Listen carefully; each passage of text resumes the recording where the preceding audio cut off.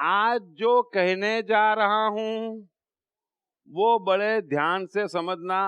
मैं कुछ गहरी बातें कहूंगा जो सबके लिए जानना और समझना बड़ा आवश्यक है, क्योंकि मैं बार बार कह रहा हूं कि समस्या आज की नहीं है, युगों की है। आज तो फिर भी समस्या काफी कम हुई है।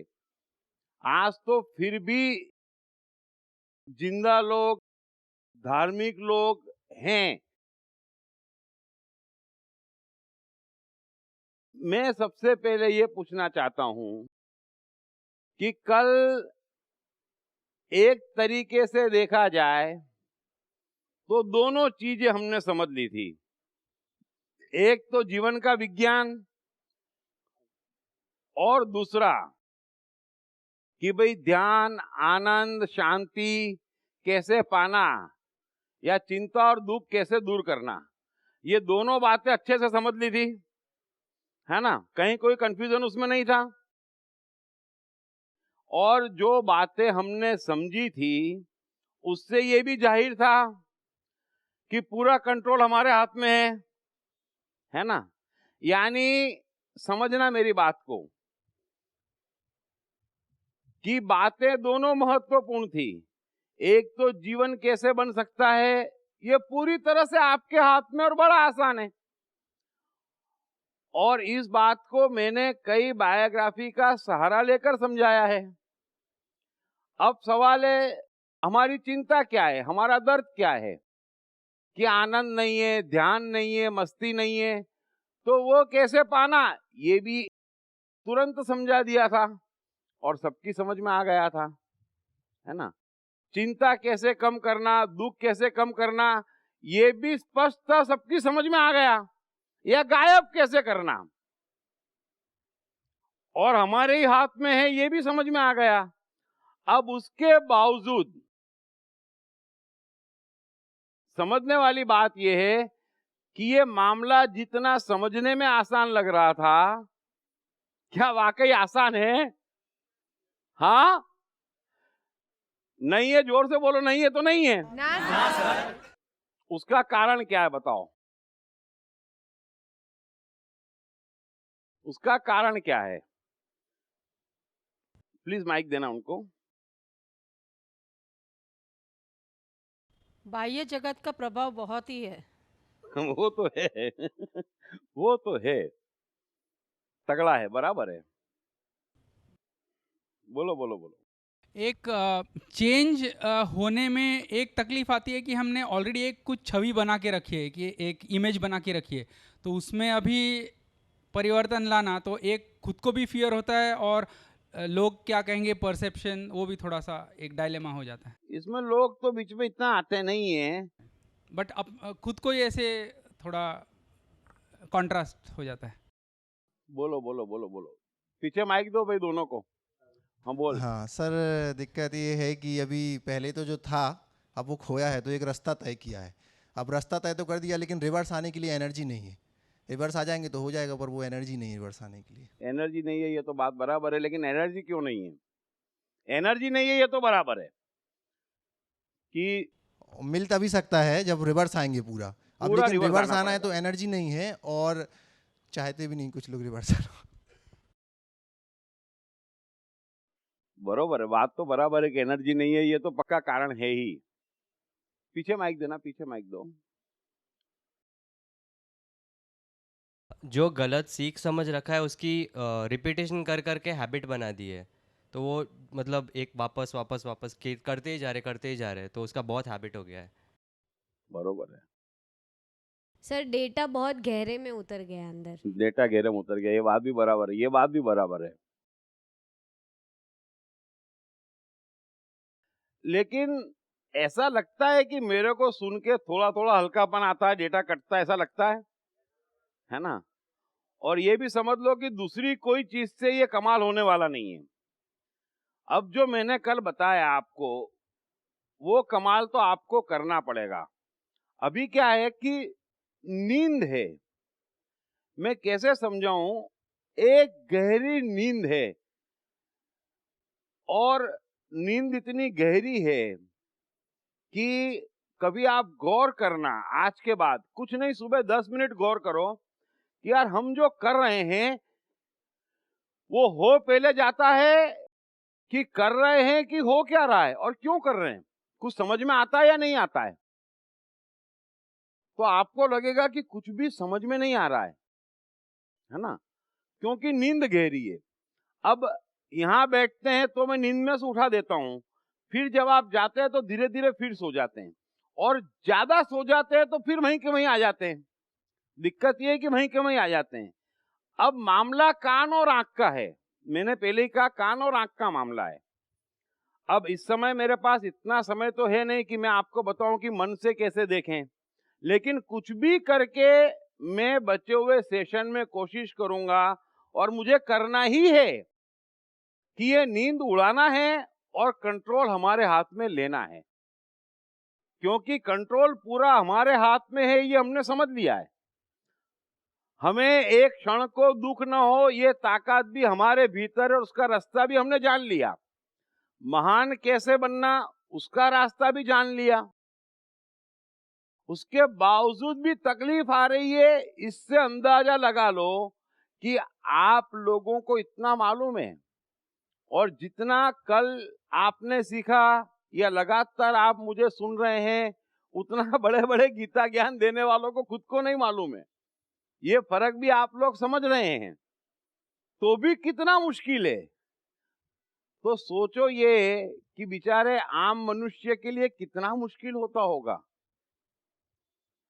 इसीलिए मुझे दुख होता है कि जब उन लोगों को भ्रमित कर देते हैं, खुद भ्रमित हैं, तब सोचते नहीं है कि बेचारे का हाल क्या होगा उस गरीब का। लेकिन फिर भी मैं कह रहा हूं कि मामला इतना मुश्किल नहीं है। मैं आपको आखिरी दिन ब्रह्मास्त्र दूंगा, और ये पक्की बात है कि जिसने उसको पकड़ लिया वो एक दिन में खरबों मील की यात्रा कर लेगा। लेकिन उसके लिए मुझे आपको तैयार करना पड़ेगा, और जीवन के रहस्य बहुत गहरे हैं, यही दिक्कत है। रहस्य इतने गहरे हैं जिसकी कोई सीमा नहीं है।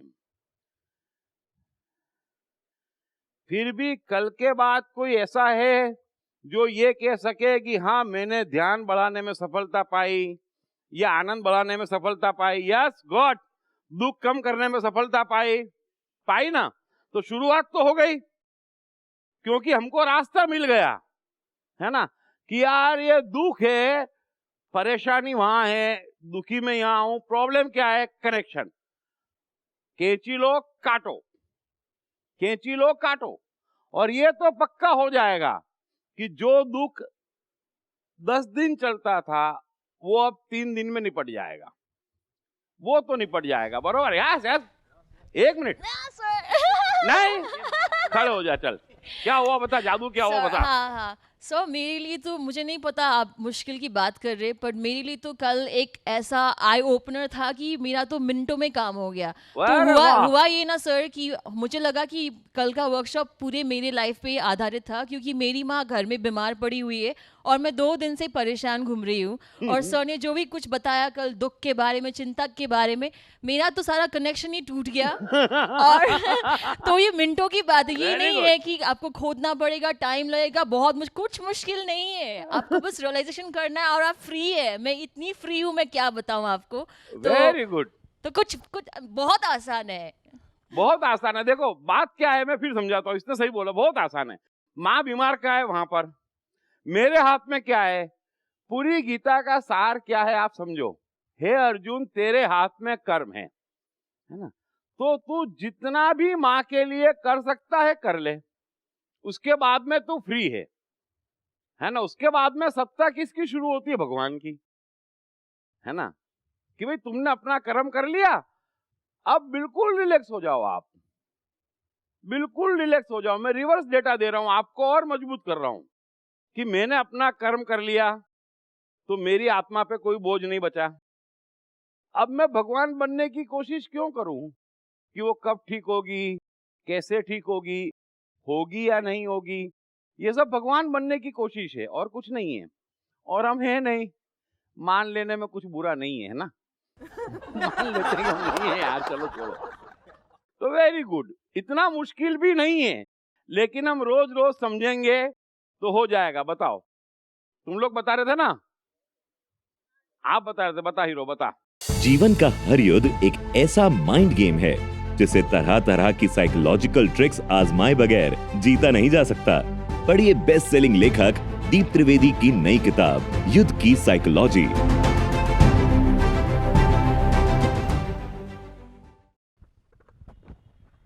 हेलो हाँ, सर, मेरे डैडी की उम्र 90 ईयर्स है।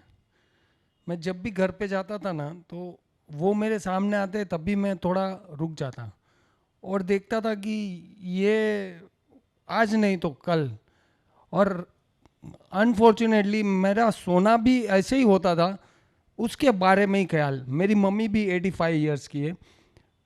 अभी आपको सुनने के बाद सर ऐसा लगता है ठीक है, चलो ये होना ही है, आज नहीं तो कल। आज नहीं तो कल। हाँ, तो बस इससे मुझे इतनी शांति मिले ना, मैं चैन से सो सकता है। वेरी गुड, बस यही चाहिए हमें, यही चाहिए हमें, क्योंकि जीवन ही ऐसा है और उसके रंग भी ऐसे हैं। इसीलिए मैं कहता हूँ, पुराने से पुरानी बात है लेकिन समझ में नहीं आती है कि दुख सबका अपना पर्सनल है, उसमें मत पड़ो, है ना।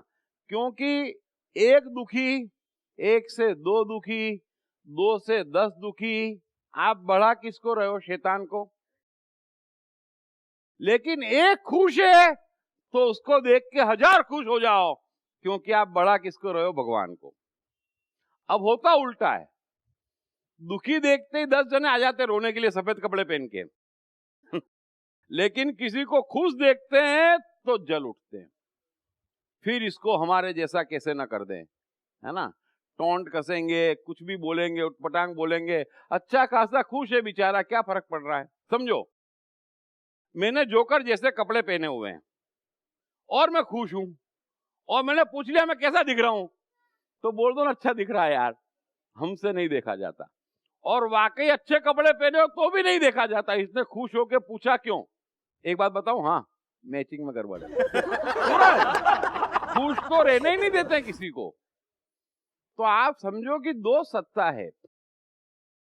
सवाल ये नहीं है कि आप बड़े बड़े शब्द बोल रहे, ये कमजोरी है, ये कमजोरी है शैतान को बढ़ाना। और अच्छा है कि भगवान को बढ़ाएं, ये तो क्लियर है।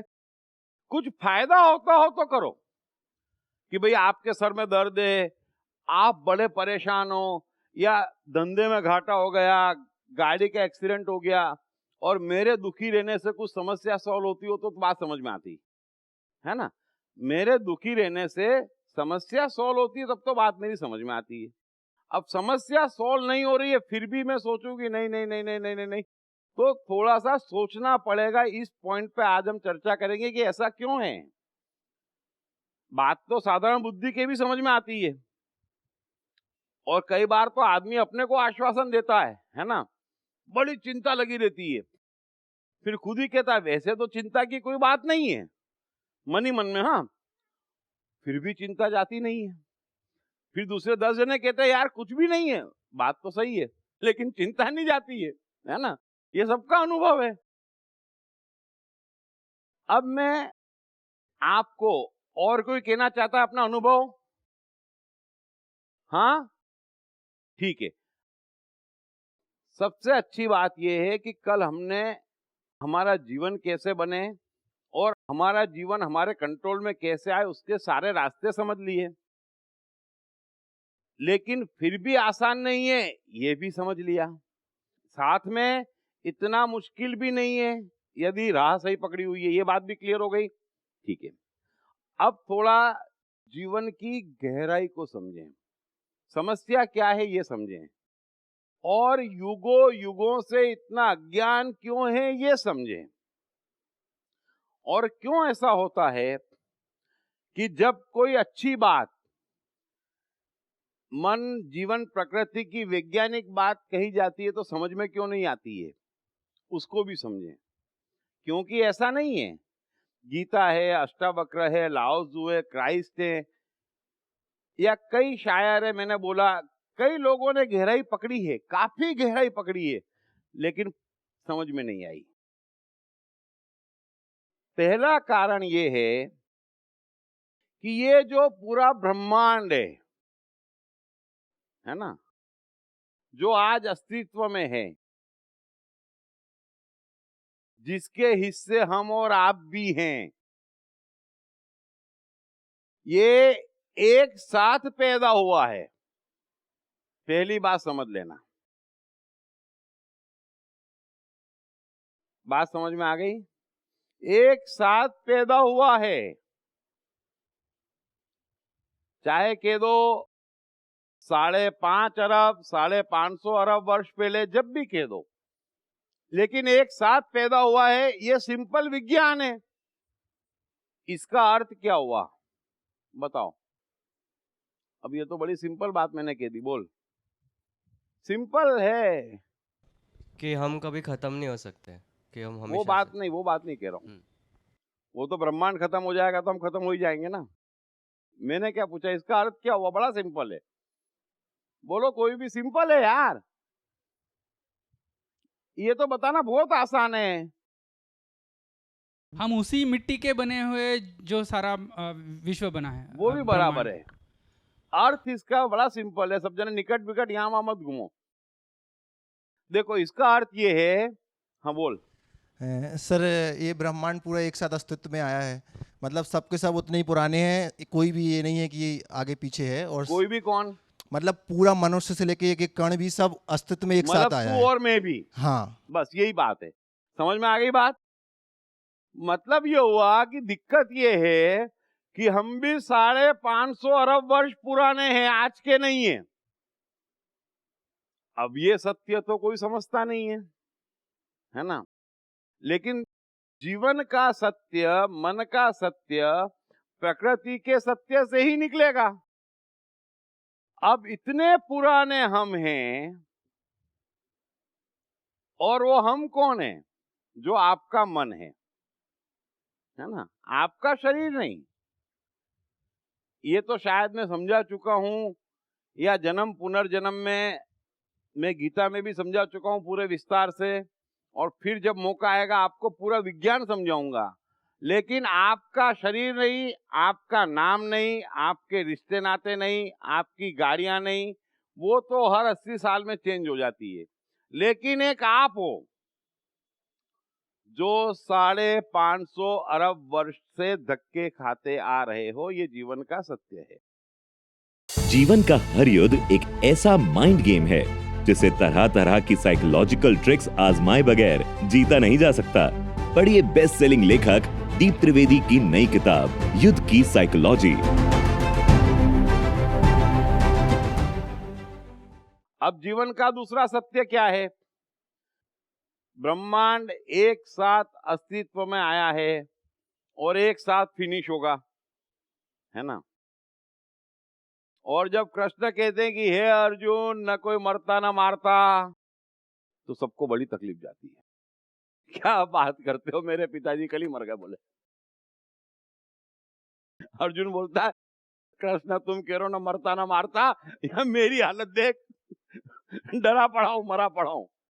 कैसे ना कोई मरता ना कोई मारता। तो जब कृष्ण उस ऊंचाई से बोलते हैं, समझ लेना दिक्कत क्या है। कृष्ण और मैं अंतिम ऊंचाई से बात करते, क्योंकि नीचे समाधान ही नहीं है। नीचे समाधान नहीं है, ऊपर का पता नहीं है। फिर बीच में उठ के आ जाते कि ऐसा हुआ वैसा हुआ, लेकिन ये समस्या ही नहीं है। अच्छा, अब इसका अर्थ ये है कि जो तकलीफ आ रही है कि मैं इतने गहराई से विज्ञान बताता हूं, समझाने की कोशिश करता हूं, लेकिन कमांड फिर भी हाथ में नहीं आ रही है। क्यों? क्योंकि बड़ा पुराना मन है ना। मनुष्य की ऊंचाई पाने के लिए, मनुष्य जन्म लेने के लिए हर किसी ने न जाने कितने जानवरों के स्वरूप में जन्म लिया हुआ है। ये भी जीवन का सत्य है। अब दिक्कत ये है, जरा अपने भीतर गौर करना। सत्य की खूबी ये है कि जब विज्ञान कोई सत्य कहता है तो सीधा सिद्ध हो जाता है, आंख से दिखता है। बरोबर है, ये विज्ञान की खूबी है ना। जब शास्त्र कोई बात कहते हैं तो कहीं सिद्ध नहीं होती, तो फिर उनको क्या कहना पड़ता है? श्रद्धा करो, श्रद्धा करो, श्रद्धा करो। अरे भाई क्यों श्रद्धा करें, क्यों श्रद्धा करें, क्यों श्रद्धा करें, है ना। विज्ञान कभी कहता है कि श्रद्धा करो, सिद्ध होती है। ऐसे ही कृष्ण है, लाओस है, अष्टावक्र है, मैं है, विज्ञान की भाषा बोलते हैं तो सिद्ध होती है। तो जानवरों के जन्म सब ले चुके हैं और ज्यादा दूर जाने की जरूरत नहीं है। 1-2 महीने पीछे चले जाओ, याद ना आता हो तो कुछ दिन इंतजार करो। हर एक में कई जानवरों के गुण समाये हुए हैं, है ना, और अचानक प्रकट होते हैं और फिर अपने को भी समझ में नहीं आता कि मैं ऐसा कर सकता हूं। हाँ, तू ऐसा कर रहा है, ताऊ नहीं कर रहा है ना। और फिर हम कहते भी है कि ये नाग जैसा है, ये तोते जैसा है, ये कुत्ते जैसा भौंकते रहता है, कहते हैं ना, कहते हैं कि नहीं कहते हैं? ये बेचारा गाय जैसा है ना। अब इतनी प्रिंट मन में पड़ी है और दिक्कत ये है, जीवन का सत्य है, सबको मालूम है कि जिसके साथ ठीक होता है उसके साथ लगातार ठीक होता चला जाता है। जो बढ़ता है वो बढ़ता ही चला जाता है, फिर जो मरता है वो मरता ही चला जाता है ना। ये भी सबको मालूम है। अब ये क्यों होता है? यदि नीचे है मनुष्य जैसे बच्चा, तो पुरानी कोई भी खराब प्रिंट उसको पकड़ती नहीं है, जिसको कृष्ण कहते हैं कि तेरे पाप भस्म हो गए, कोई पाप नहीं बचा। लेकिन ऊपर गए तो फिर पुराने भी धक्के देते हैं। यानी एक तो इस जन्म के उनसे निपटते नहीं बन रहा है, और क्योंकि वहां गए तो पुराने भी धक्के दे रहे हैं। इस वजह से मामला डिफिकल्ट नजर आ रहा है। बात समझ में आ गई? राक्षस भी छिपा है सबके भीतर, है ना। ये जो सुनते हैं ना राक्षस की कहानियां, ये शास्त्र किसने लिखे हैं? राक्षसों ने लिखे हैं। सीधी बात है, राक्षस ही कहते हैं पकोड़े की तरह तलूंगा, हंटरों से मारूंगा। ये बात तो इंसान तो नहीं कहेगा, है ना, नरक में सड़ाऊंगा। तो ये सब राक्षस प्रवृत्ति है, वो भी मनुष्य में है, अचानक पकड़ लेती है। ध्यान रखना किसी को भी आसपास देखना, अपनी मत देखना। चलो तो सबको समझ में आएगा, हाँ हमने देखा है। अचानक राक्षस आ जाता है अंदर, है ना, और कैसा बिहेव करता, बाप रे बाप फिर नॉर्मल भी हो जाता है। तो ये सब प्रवृत्तियां भीतर छिपी हुई है, इसलिए मामला और खतरनाक हो जाता है। और इसीलिए कहते हैं कि कदम ही मत बढ़ाओ उस जगह पर, क्योंकि शैतान शैतानियत बढ़ाएगा। इसीलिए जन्म पुनर्जन्म में एक सिद्धांत समझ लो कि आप नीचे की तरफ हैं तो पुराने जितने आपके अच्छे गुण हैं, जो आपका टैलेंट है, वो आपके भीतर प्रकट हो जाएगा। जिसको कृष्ण कहते हैं ना कि हे अर्जुन,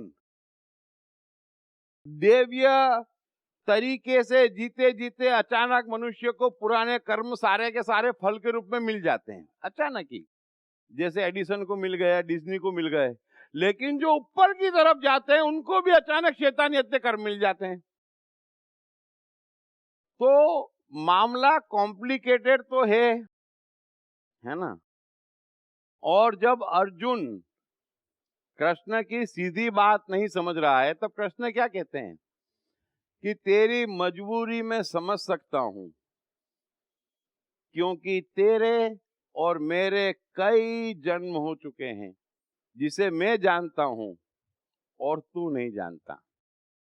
वे सब धक्का दे रहे हैं, इसलिए मेरी सीधी बात भी तेरी समझ में नहीं आ रही है। मामला तो साफ है। बात समझ में आ गई? हाँ। अब इन सब ने मिलकर आपकी हार्ड डिस्क में एक कंडीशनिंग कर रखी है। कंडीशनिंग समझते हैं ना? एक उदाहरण देता हूं। वैज्ञानिकों ने एक बार प्रयोग किया था, शानदार प्रयोग था कंडीशनिंग के लिए, कि एक कुत्ते को चर्च के बाहर बिठाया, बरोबर है, और जोर से घंटी बजाते थे। चर्च की घंटी बजती थी, कुत्ते को हड्डी देते थे, कुत्ते की लार टपक पड़ती थी, तो हड्डी देख के लार तो टपकेगी। महीने भर तक लगातार ऐसा करते रहे। फिर क्या करा, हड्डी नहीं डाली और सिर्फ घंटी बजाई, लार फिर भी टपक पड़ी, क्योंकि जो कनेक्शन हड्डी से था वो घंटी से बैठ गया। बस यही सबका हाल है ना? अब हड्डी नहीं मिल रही है, लेकिन घंटी देख के दौड़ रहे हैं। और जीवन में सब जने कंफ्यूज हो गए हैं। कंडीशनिंग इस बुरी तरह से बिगड़ गई है कि किसी को नहीं मालूम कि वो क्या कर रहा है, क्यों कर रहा है। मालूम भी पड़ जाए कि ये अच्छा नहीं है मेरे लिए, फिर भी कर रहा है। मालूम भी पड़ जाए कि ये जरूरी है, फिर भी नहीं कर पा रहा है ना? और क्या बनना चाहता है किसी को नहीं मालूम, क्यों आया है नहीं मालूम। मरते हुए आदमी से पूछ लो कि तू अब तो बता क्या बनना चाहता था, स्टिल कंफ्यूज। मरता हुआ आदमी भी नहीं बता पा रहा है कि वो बनना क्या चाहता था। मामला तो गड़बड़ है ना? गड़बड़ तो है। अब जब हमें मालूम ही नहीं है कि हम है क्या, हम होना क्या चाहते हैं, हम हो क्या सकते हैं, तो मामला निपटेगा नहीं। क्लियर? जीवन का हर युद्ध एक ऐसा माइंड गेम है जिसे तरह तरह की साइकोलॉजिकल ट्रिक्स आजमाए बगैर जीता नहीं जा सकता। पढ़िए बेस्ट सेलिंग लेखक दीप त्रिवेदी की नई किताब युद्ध की साइकोलॉजी।